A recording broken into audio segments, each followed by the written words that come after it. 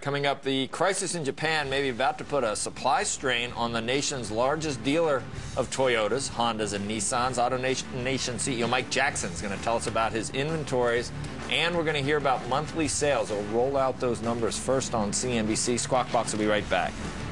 Okay, let's get to Mike Otto Jackson, AutoNation, rolling out Mike Otto Jackson. That's pretty good, isn't it? Anyway, the nation's largest Toyota, Honda, and Nissan dealers also on inventory alert for the coming months. Here now, first on CNBC with the company's monthly results, Mike Jackson, Chairman and CEO of AutoNation. Joe, good morning. How are you?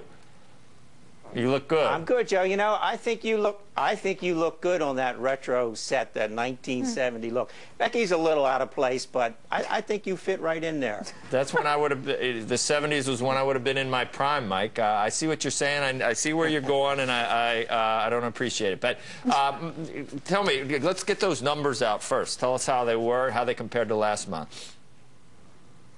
Well, we retailed 22,000 units in the month of March. That's a 19% increase from AutoNation. Once again, the domestics led the revival, up 23%, but the imports were right there, up 21%, and also a very good month for luxury, up 13%. There definitely was a migration towards fuel efficiency during the month.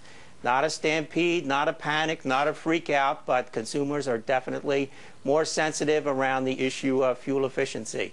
It was also a very good month for the industry, with the industry retailing at an annual rate of 13,100,000 units, an increase of 12%. So no question, the automotive recovery is well underway in March and the first quarter of this year. Did you see people buying the more fuel-efficient cars, or did you see people buying fewer pickup trucks? Yeah, I would say both, particularly in the month of March, not in the first 2 months. But if I look at the month of March compared to a year ago, 50% of the vehicles sold were cars. This year it's 52%. So a migration, a sensitivity, not a stampede, not a panic, not a big impact on residual values or trade-in values for trucks. So inventories are well positioned, and production is well positioned to handle a migration towards fuel efficiency, and that's what we have so far. All right. What about Japan and Toyota? Have you had anyone come in and you've said, no, I don't have a car? That has not happened yet, and probably won't happen until the middle of May. But there is going to be a significant production disruption and therefore reduction of availability on Japanese vehicles, hitting us in about mid-May of somewhere, depending on the manufacturer, of a magnitude of 30 to 50%. Now, if you look at Japanese production for the U.S. market, it's 30% from Japan and 70% in the U.S., so that means that U.S. production of Japanese vehicles will be disrupted also. And the issue is, Joe, that the Tier 2 and Tier 3 suppliers north of Tokyo are basically shut down. They supply the parts to the Tier 1 assembly that then goes to the assembly plants. And it can be simple things like chemicals that go into certain paint colors to very sophisticated microprocessors that are simply not going to be available in a level to support production.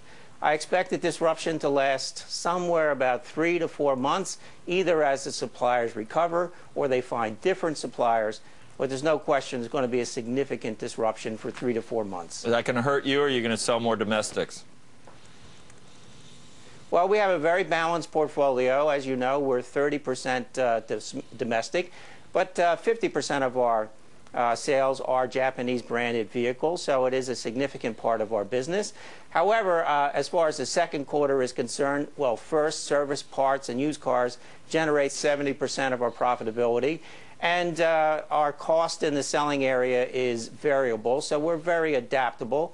And for the second quarter, we have a 60-day supply of Japanese vehicles, and we have an incoming pipeline. So it's really May into June before we feel supply constraints. And for the third quarter, it's a little difficult to predict exactly when everything's going to come back online.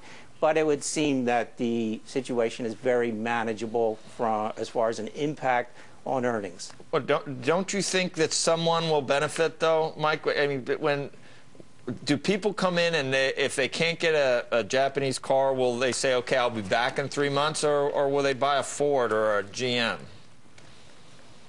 I think several things are going to happen, Joe. First, there's going to be a moderation around incentives. We've seen that already.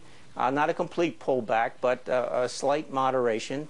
Trade-in values and used car values are probably going to go up even further, probably to record levels.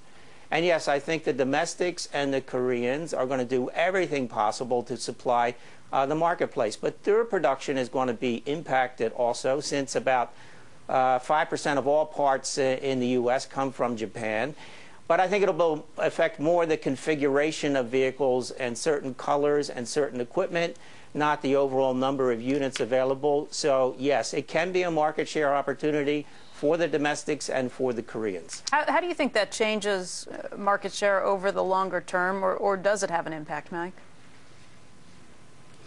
It could well indeed. You know, once customers move over, it's always tough to get them back.